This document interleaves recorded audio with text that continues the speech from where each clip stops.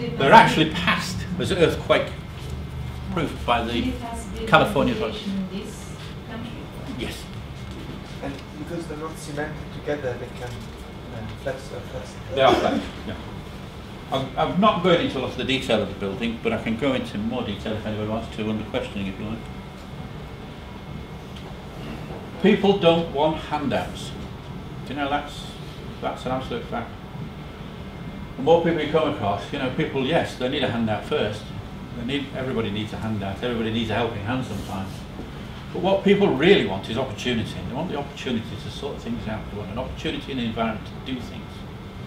We are most frustrated in this country as people, not because of what the politicians do, but the fact that we feel hopeless in trying to get them to do something different. And when they won't go for an election, we find it even more difficult.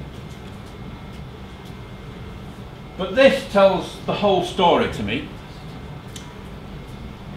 This house was built about 8 months ago now. No, 12 months ago now. And it was built to house a double family, but with the men gone and one mother gone, but sisters and so on looking after about 16 or so people. The house was built in a week, and the team who did it went on and showed we're working in another village. And they came back after they'd done a bit more just to see how things were going and if they'd settled in. All right. You know what makes the difference, don't you? You know what shows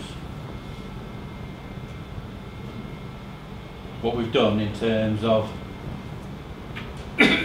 restoring pride, in putting hope back for people, in giving people a sense of feeling in what they can achieve themselves, in looking after and taking charge of themselves again, just like the English cottage with its roses round the door. Within a week they've put 2 tubs outside, 2 old plastic containers, old pot, and they put some plants in it, either side of the door. This is home. You know what else they've done? I don't know if you can see through the back here.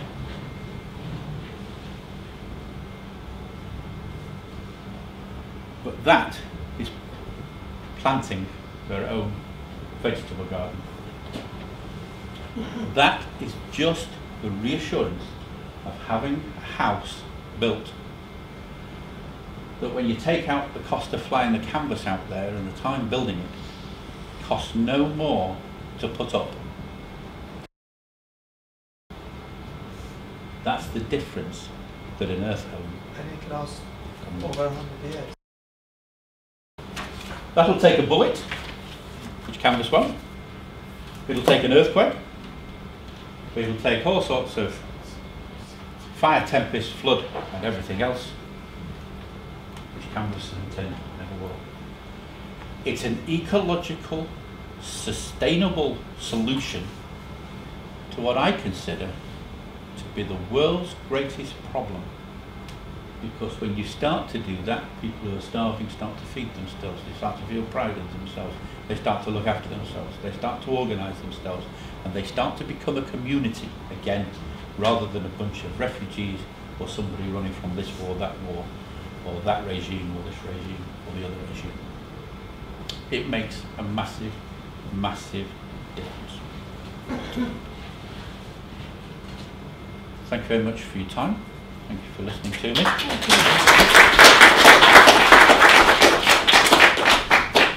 And I'd be more than delighted to take any questions, but I will not guarantee I can answer them all. How long did it take to make that? Sorry? How long did it take to make that? That one was built in a week. 8 people, 2 of our people, and 8 people from Zimunya. But third one gets built. When you talk about the rendering, how do they render it? What do they use to render it? Presumably you've got to render them because if the tubes are filled with earth, yes, that means there's plastic on the outside and that wouldn't be fire resistant. Well, the tubes are predominantly maize, wheat or hemp tubes. So the tube will rot away. So we use a natural tubing. That's one thing. Does it definitely rot though, over a period of time? It'll rot over a period of time, yes. You get electricity in it? You can put electricity into it. You can do whatever you like into it. In this area, there's no electricity. I mean, but you can put a generator, for argument's sake. You put a generator up for the community. You can put a well up for the community. And in fact, I've got some pictures somewhere, which may be somewhere on this computer, of some wells and some other communal things that have been going on at the same time. The render, that's the most important part, because if the tube dissolves, yes, if the tubing dissolves, then it's only the render which holds the whole thing together. So it's got to be a reasonably good render, because on the inside you've got a concave surface, and the whole thing would just collapse on you if it wasn't for a good render. No.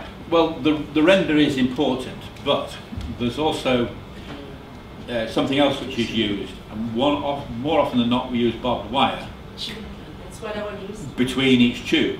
And the reason for that is that nearly all of these occur in war zones or wherever else, and barbed wire is plentiful around. But you can also use 6-inch stakes. So you can cut short timber stakes, put your stakes through.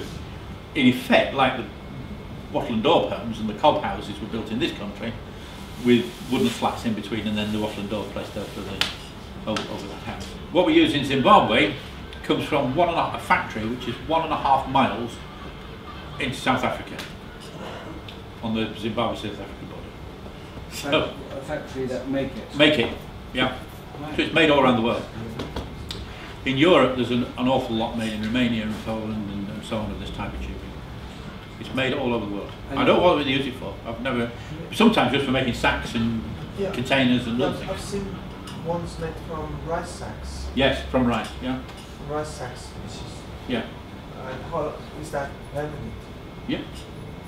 Even if it doesn't want to rain? Oh yes, it doesn't, I mean it doesn't matter whether we like to use rottable material, because in effect what you're left with after 50 years is purely and simply the earth. And if you ever took it down again, you would just put it back in the earth, and there's nothing there. I mean, we're burying millions of plastic bags in this country to throw food away. If there was some plastic in it? No, that's the waterproof. The render. The render never gets through that. No. Is it flood proof as well? If there was like a flood with it? Well, you could put a step inside, so it depends on how you build it. Generally speaking, you try and build on higher land so that you don't build down by the rivers and the riverbeds and the flood areas. You're never going to be flood proof, because sad to say, when we've seen situations that we've seen where seawaters rise 12 and 14 feet, and flood in, then that will go straight through it. But when the flood's ebbed again, that's still there. That's the difference. Really? Anything else has gone, but that still standing. Is the tubing? Ask an Eskimo; they know how to build it. Is the tubing one continuous tube, or One is it continuous in tube. sections? It's one continuous tube. You can buy it on a roll. The rolls are that big, really. So that's standardised, that table, the roll. But we cut off a single length to go round. So you make a coil that goes right round the bottom. You then step round, so that, in fact, if it butts there and there on the first row, then it butts round the circle here on the next row. You carry on like that. So you build up. Do you run workshops? And then you slowly come in. When you come in to a perfect arch. Do you run workshops in this country? We have run a couple of workshops in this country.